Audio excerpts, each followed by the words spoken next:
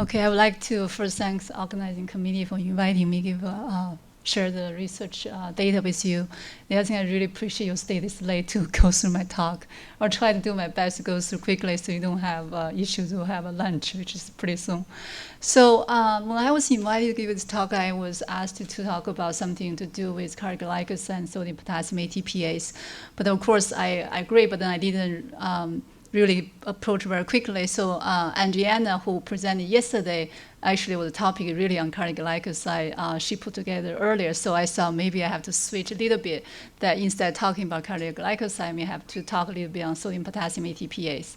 But because of our study actually was associated with how we initiate from cardiac glycoside, so I will talk a little bit on the cardiac glycoside side and move into the role of the sodium potassium ATPase. So there was Mike was asked a question yesterday, why people are interested in cardiac glycoside, why we're on the cancer treatment. This was the reason we were interested back to early 1990s. There was a doctor from Turkey came to MD Anderson and said, okay, he has a wonderful drug for treat cancer. So he came in and a bunch of physicians sit there, listen to him. Apparently he has oleander extract. Oleander is a tree very popular in US. So he used in Turkey to treat cancer patients. But when one of the physician asked him whether he has IND, he said, what is IND? So everybody left the room, basically, because apparently people know he doesn't know what he's doing. Because you develop any drug, you have the IND to go to phase 1 trial. So my mentor was sort of stayed, and that's where we started.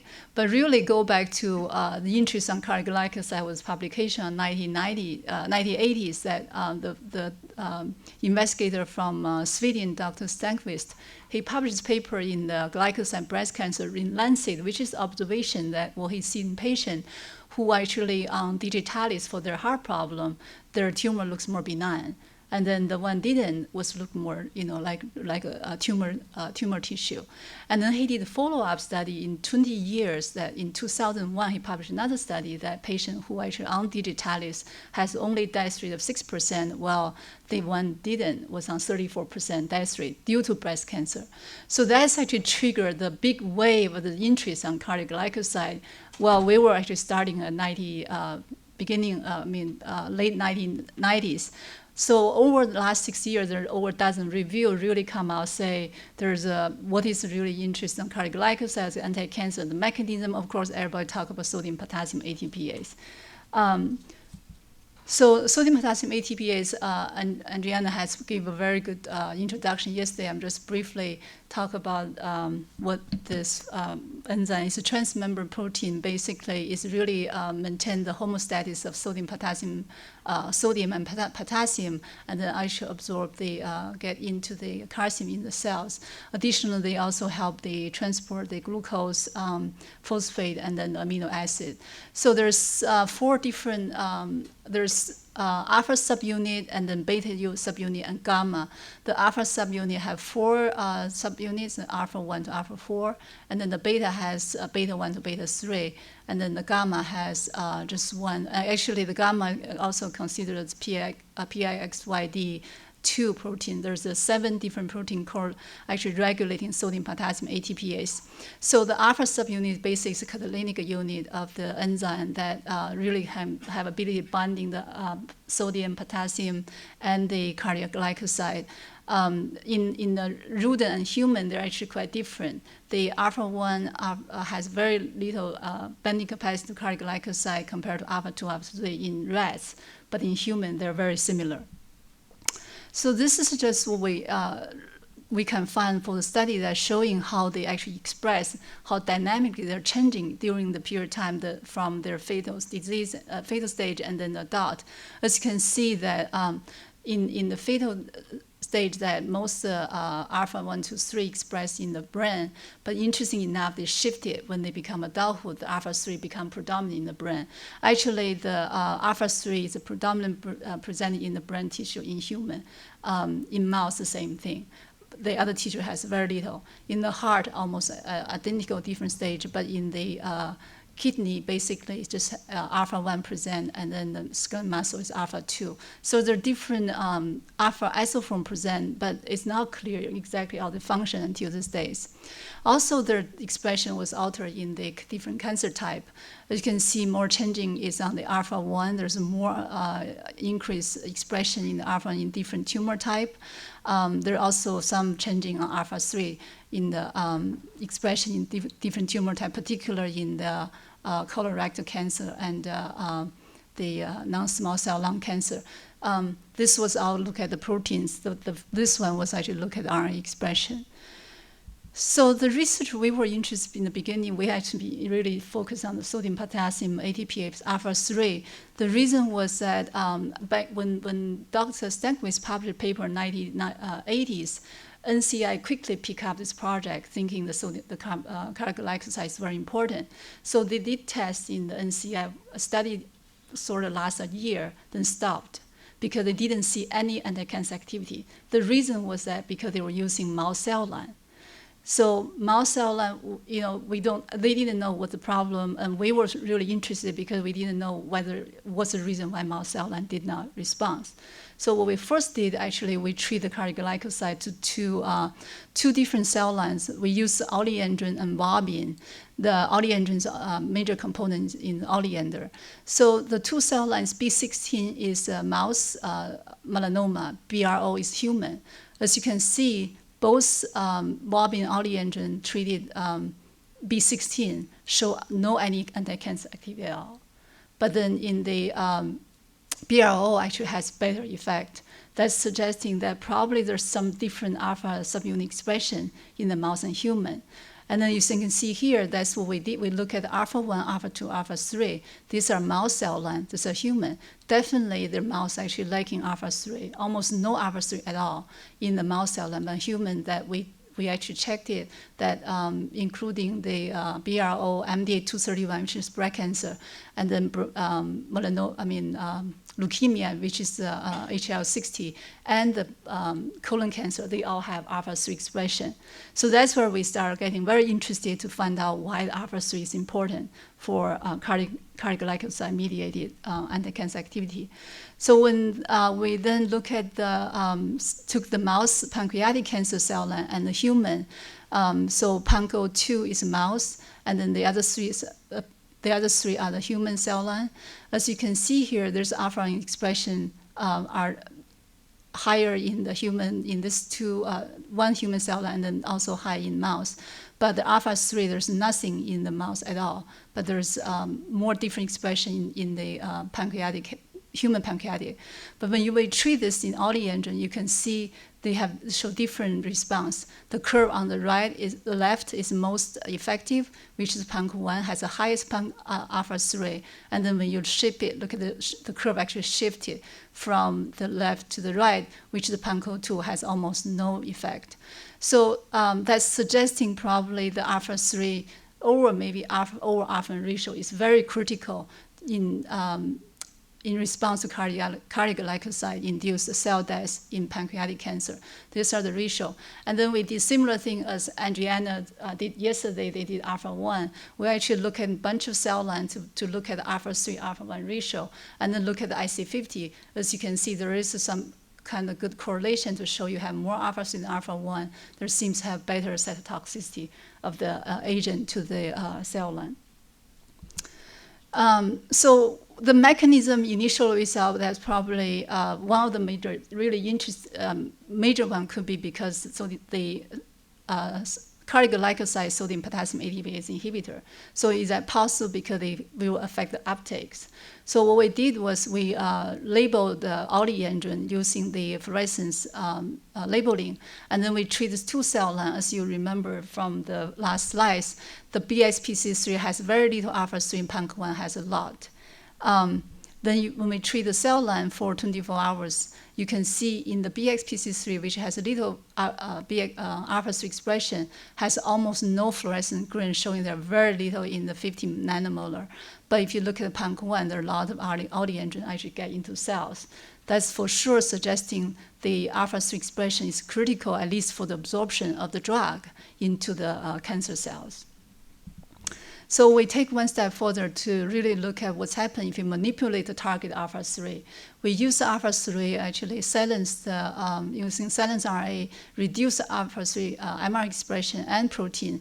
As you can see here, the uptake of the drug was significantly reduced in these silenced cells compared to non-target silenced cell. So this again suggesting it's very important the uptake that was dictated by the alpha-3 expression. And then we treat the cells to look at the cell proliferation. As you can see here again that when you have, this is non-transfected cells of the PANC1, and this is the non-targeted, and this is the siRNA silencing. So this has less alpha-3 in the cell. As you can see, the curve was shifting again.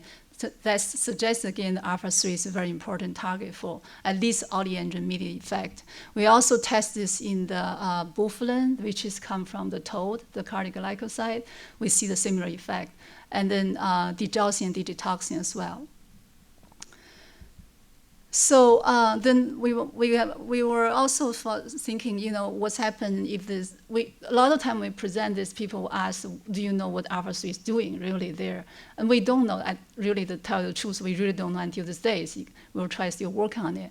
But so the next step we saw, maybe we look at the distribution of the alpha-3 in the tumor and the normal tissue. That's what they're showing here. In the normal, you can see most of them actually in the cytoplasmic membrane, but in the tumor, it's sort of shifted to the peri-nuclear position, which was, we were the first one actually identify this. This are the colon tumor tissues.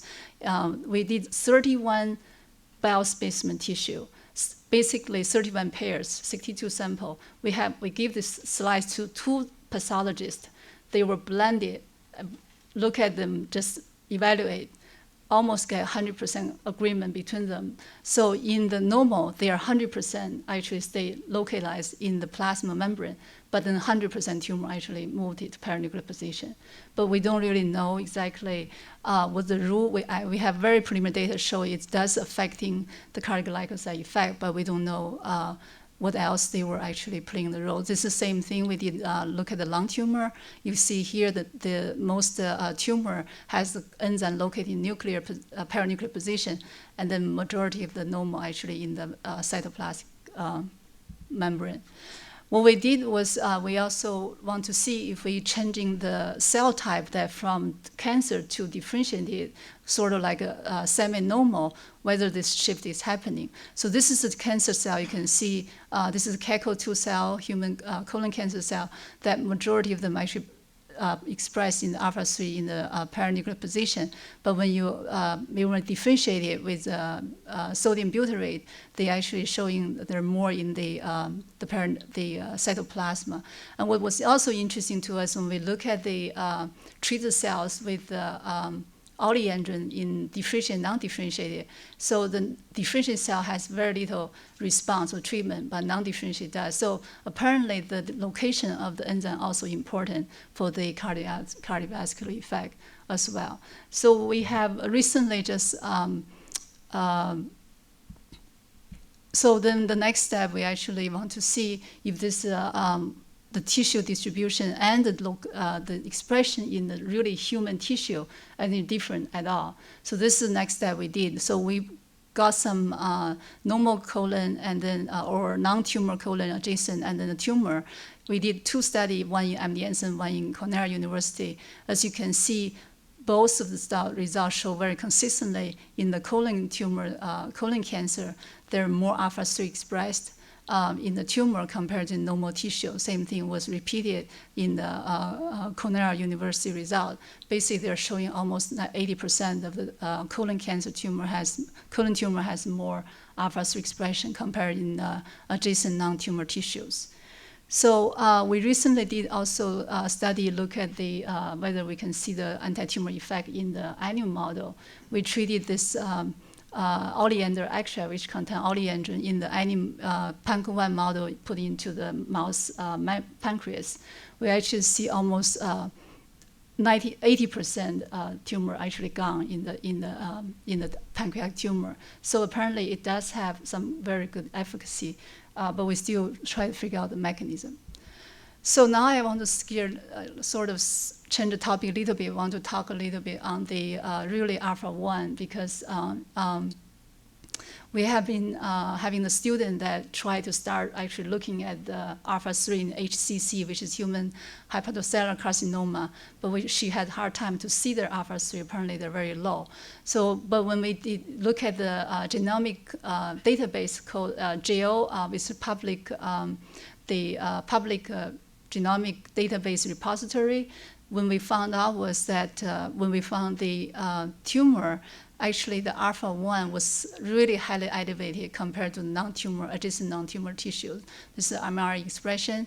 And then the alpha-1, alpha-2, alpha-3 was no change. And we look at the survival of the patient and then compare the low and high level of the alpha-1 expression. As you can see, there's a trend to showing if you have a high alpha-1, you have a poor prognosis compared to the lower alpha-1 expression group, although the overall survival was not significant. So we then look at what's happening if you get the tissues from the patient, that tumor, and then the adjacent non-tumor.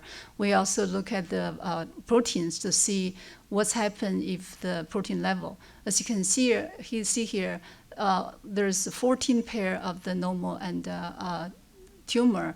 Over the 14, 6 of them was actually highly elevated alpha-1, which is over 42 percentile, which sort of consistent with the RNA data that commonly, in the genomic database.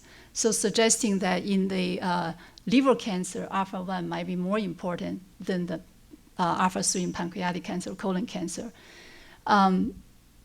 What we did was next to actually knock down the alpha-1 in the cells. You can see this, there are two liver cancer cells we use. One is hyper-G2, one is MHCC97H. So this is actually primary liver cancer from the patient cultured. And both of those you can see when we silence in the alpha-1, the growth of tumor cell become really slow down compared to the non-target transfected cells, suggesting alpha-1 itself as the enzyme also has impact on tumor development, in addition to probably affect the cardiac glycoside, as Andriana talked about yesterday. So then we look at what's happened, what kind of cell deaths they were causing, or why they slowed down the tumor cell growth. So we did the cell cycle analysis. You can see here, definitely in the silenced cell line, there were really the G2M phase shift compared to the non-target RNA transfected cells. This is the quantitative data, so there's actually significant change after the silence. So that's definitely suggesting that the cell cycle is getting affected. That's why they slow down the cell proliferation. So the next question, we can see this is very nice data in the cell line, but whether we can recapitulate data in the animal model. So what we did is we actually inject these cells with regular non-targeted cell, transfected cell, and then the RNA silencing cell, siRNA alpha-1 silent cells. We have 10 mouse and then inject two tumor each side, one in the flank, one is in the shoulder, each mice. So in the control, there are 10 mice, every mouse have a tumor, 100% tumor genesis in the mouse is that. But in the alpha-1 silent cells, we inject 10 mice also, but only one grow the tumor. And then the tumor size was also small. This is the tumor size. You can see this is control, this is treated. This is alpha-1 silent cells. So this data sort of support the in vitro data. The alpha-1 subunit is probably very critical in the tumor, particularly in the liver cancer tumor development. And then we want to find out what the mechanism is, because there's a lot of mechanism out there talking about how sodium potassium ATPase affecting the tumor cell growth, or how the cardiac glycoside affect them. But there's really no common consensus that this is some mechanisms. So what we did, we actually look at the from the microarray in the cells that transfect with the non-targeted siRNA, and then also the alpha-1 siRNA.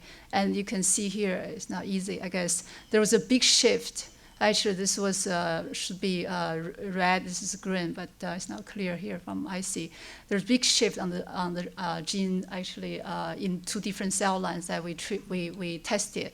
When we look at the cells that actually genes that group them together, most of the genes associated with changes associated with cell cycle, cellular response to stress, which has been reported that when cardioglycoside treat the cells, they also really affecting the stress response of the cells. And then the DNA replication. And most interesting for us to look at is this metabolized genes change, which we didn't really expect that many happening. One group of genes we found that was most interesting to us was related to mitochondria. That suggests probably something to do with energy metabolism. So somehow when we silence the sodium potassium ATPase alpha 3, the energy metabolism get destructed. One of the enzymes we're looking at is UCP2, which is related to mitochondria auto-oxidation, particularly is reactive oxygen species formation. So we have published some paper about 6-7 years ago that cardioglycoside also can increase our reactive oxygen species. So this actually together suggesting probably cardioglycoside or the targeting the sodium potassium ATPase or sodium potassium itself could really impact the tumor development through the generation of reactive oxygen species. So in summary, basically the take-home message is that the expression sodium potassium ATPase, the alpha subunit, is actually, particularly alpha and alpha 3, are really differentially regular in tumor cells compared to the normal cell.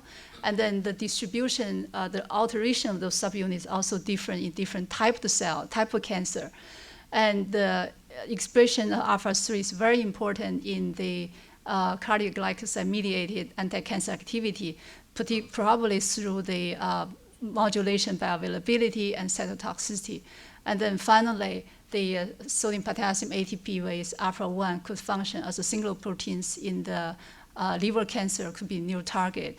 And I think basically there's a group of people like us who are trying to understand how sodium potassium ATPase is very critical for cancer treatment. But we have a lot of work to do because there are lots of inconsistency between group to group, and then we really don't know. This is probably the first data showing that the sodium potassium ATPase itself could have impact in tumor development. So we were basically it could be a good target for drug treatment for cancer, but there's a long way to go. So with that, I just want to thank all the people who done this work from MD Anderson, and then it's from Fudan University Cancer Hospital, and then the support from the private company and the foundation. And then also, I really appreciate your attention for this late talk. Thank you.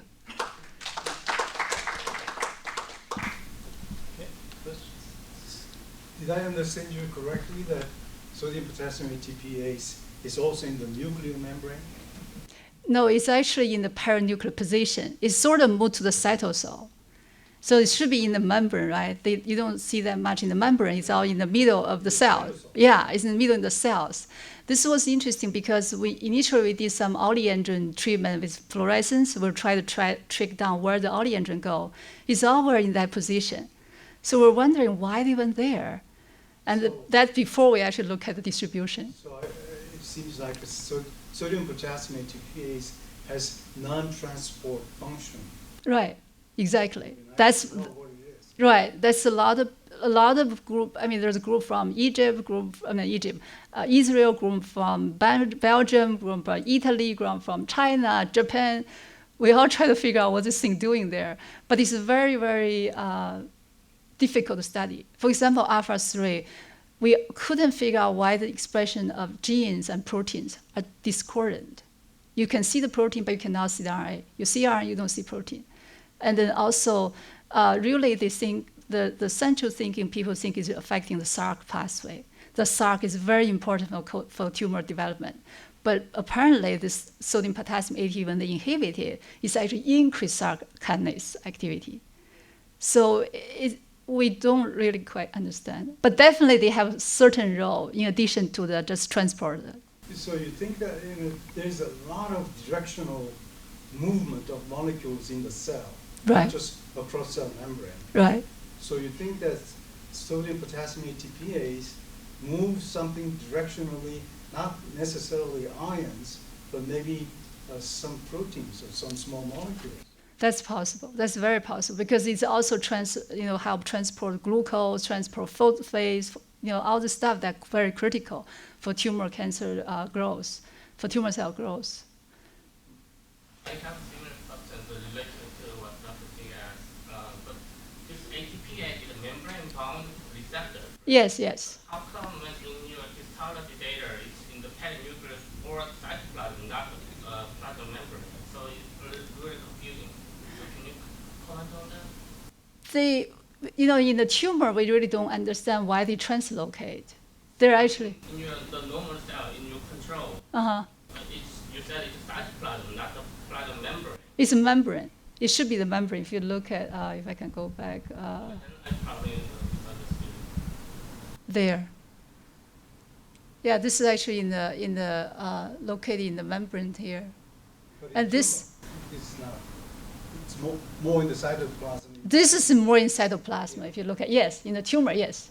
Yeah, so that's what we don't really quite understand, what they're changing. So actually, I was thinking of Dr. An's talk yesterday. So he talked about transient formation of complexes Mm-hmm. for some metabolic functions. Right. And when the metabolic function is over, they dissolve. So what if we have membrane, transient membrane formed in different parts of the cell, say peri-nuclear space, Right. where sodium potassium ATPase is creating some kind of local electrochemical gradient Mm-hmm. for some controlling some functions. Right. When it's over, it dissolves. So maybe sodium potassium ATPase has a transient membrane function as well as a permanent membrane function. It could be right. Because we really don't quite understand. There's people like Adriana was talking yesterday. She's actually pure biochemistry person and biology person. We're more focused on cancer. So they're trying to, and she was telling me how frustrated she was. She couldn't figure out. So, excuse me for adding one more comment. You see, this fits the dichotomy of structures into dissipated structures and equilibrium structures. Right. Traditional membrane is equilibrium structures. Right. So going to privileging, there should be its counterpart, dissipative counterpart, would be a membrane formed transiently in the cytosol for certain functions, and they disappear. Yeah, I think it'd be interesting to look at the dynamics, actually, to see, we can do this in the cell, differentiated, non-differentiated cells, to see whether that's happening. And then go back to, let them go back to cancer cells, just to see how they transit. That would be very interesting. Cancer research has a long history of mouse models. Does this cast a cloud on all that old research? Well, it depends, I think, the drug. Carglycoside is a very unique drug, I think, compared to another agent. Most of the anti-cancer agents, when you treat the animal model, they're beautiful data. But they don't go, when they go to human, they fail. Yeah, right. But in this way, we probably the opposite. In the mouse model, we cannot. So when we did the drug has gone phase 1. We finished phase 1. We're actually going to phase 2 right now. In the IND stage, we have to use the dog model to do toxicity. Because in the use of rats and mouse, we didn't see toxicity. We choose the dose that we use in rats and mouse to give dog. First 4 dogs, 3 of them die right away.